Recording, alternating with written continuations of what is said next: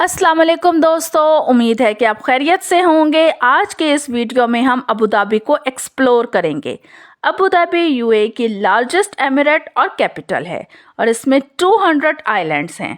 Abu Dhabi अपना revenue generate करता है ऑयल रॉयल्टीज़ और ओवरसीज इन्वेस्टमेंट से और one of the world's highest per capita income हासिल होती है, जिसकी वजह से अबू धाबी ने लार्ज स्केल कंस्ट्रक्शन प्रोजेक्ट्स और कल्चरल डेवलपमेंट शुरू की। 21st सेंचुरी के स्टार्ट में अबू धाबी ने वर्ल्ड क्लास कल्चरल सेंटर्स का एक नेटवर्क बनाना शुरू किया, टूरिज्म को प्रमोट करने के लिए और रेजिडेंट्स को रिटेन करने के लिए। एक 10 स्क्वायर माइल आइलैंड को कल्चरल और टूरिज्म हब बनाने का प्लान हुआ, जिसमें नंबर ऑफ म्यूजियम्स शामिल होंगे और उसमें न्यूयॉर्क सिटीज़ के गुगनहाइम म्यूजियम की भी एक ब्रांच शामिल है। गुगनहाइम म्यूजियम अभी तक तामीर नहीं हो सका, लेकिन उम्मीद है कि 2025 तक इसकी कंस्ट्रक्शन कंप्लीट हो जाएगी और ये पब्लिक के लिए ओपन कर दिया जाएगा।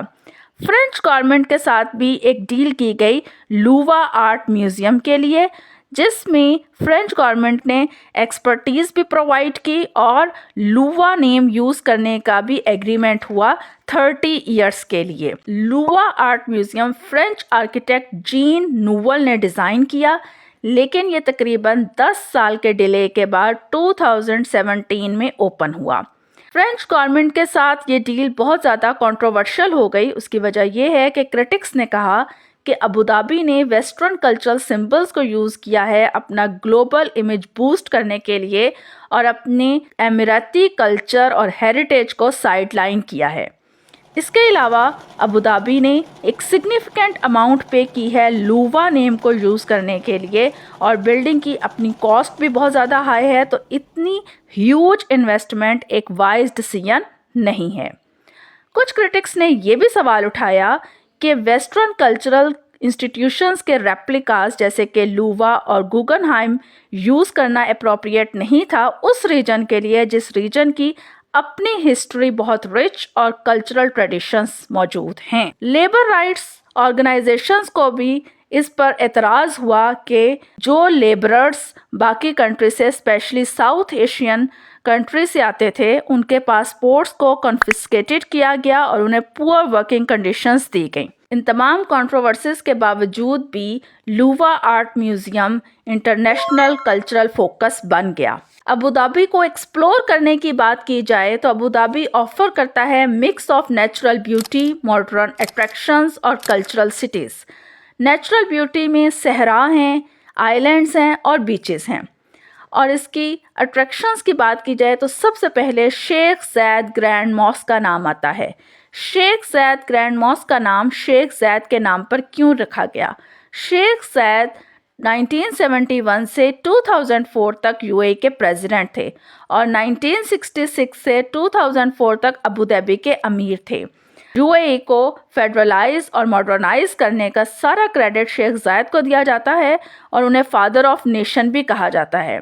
शेख ज़ैद की वजह से ही UAE one of the prosperous countries of region बना और कल्चरल प्रमोशन और टूरिज्म को प्रमोट करने का प्लान भी शेख ज़ैद का ही था। Sheikh Zayed Grand Mosque one of the largest mosque of the world है और इसमें दुनिया के लार्जेस्ट कारपेट यूज़ हुए हैं।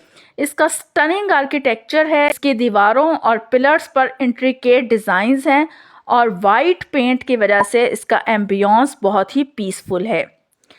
इसके अलावा Louvre Abu Dhabi art museum incredible art museum है जो शोकेस करता है ग्लोबल आर्ट को, हिस्ट्री को, कल्चर को, और उसकी बिल्डिंग का डिज़ाइन भी बहुत स्टनिंग है, जिसका मेन फीचर मैसिव डोम है। एक और अट्रैक्शन की बात की जाए तो एमिरेट्स पैलेस अबू धाबी की एक बहुत बड़ी अट्रैक्शन है। ये एक लग्जूरियस होटल है और आइकॉनिक लैंडमार्क है जो अपने ब्यूटीफुल आर्किटेक्चर और सीनिक व्यूज़ की वजह से जाना जाता है।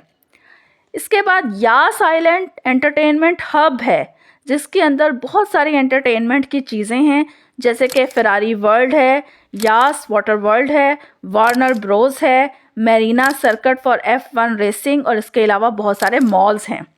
अबू धाबी की गवर्नमेंट कल्चरल डेवलपमेंट और टूरिज़्म अट्रैक्शन के लिए दुनिया भर से व्लॉगर्स को इनवाइट करते हैं, जिसकी वजह से दुनिया भर के लोग अपनी अपनी लैंग्वेज में अबू धाबी के बारे में जान सकते हैं। आई विश कि अबू धाबी टूरिज्म बीकन और कल्चरल प्रमोशन का ग्लोबल हब बन जाए। आमीन। आई होप आपको आज की वीडियो इन्फॉर्मेटिव लगी होगी। अपना ख्याल रखिएगा। अल्लाह हाफ़िज़।